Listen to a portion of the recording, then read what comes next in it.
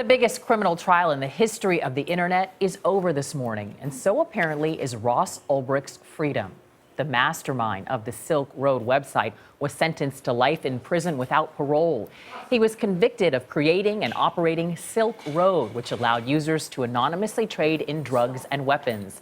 Wired magazine tackles the rise and the fall of Silk Road in a two-part feature in its May and June issues. Andy Greenberg is a senior writer for Wired. He has been covering the story for years and was in the courtroom for Friday's sentencing. Andy, good morning. Hi.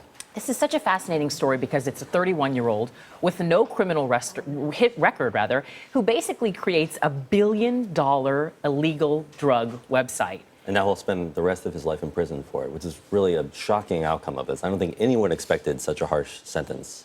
Why do you say that? The prosecution wasn't even asking for it, were they? That's right. The prosecution had asked, in fact, only for something substantially beyond the 20-year minimum that he was going to receive. But I don't think, in fact, I cover cybercrime for a technology magazine. I've never heard of such a long sentence for something someone did with a computer, essentially. Sorry, go ahead, Vinny.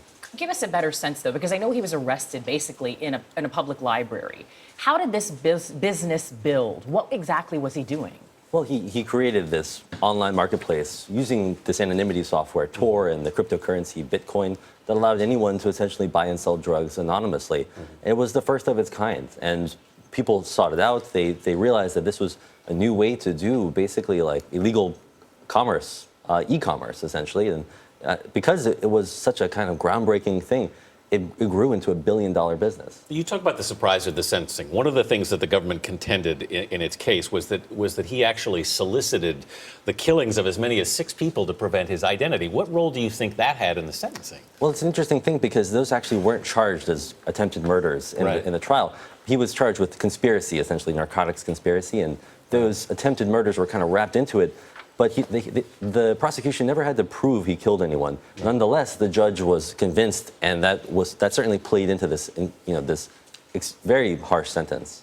He obviously had some very passionate pleas for why there should be light at the end of the tunnel, saying, I was a young guy, these were mistakes. Do you think precedent played a key role in this judge's decisions? She actually explicitly said in her statement that she wanted to send a message with this. The prosecution asked for that. She said, yes, this was unprecedented. I'm going to set a precedent so that any other potential young online drug lords will think twice about following in your misguided footsteps, as she said. Right. It's interesting here because he said, look, this was an act of my youth. He pleaded for mercy here. But the judge came back and said, no, you wanted this to be your legacy, right?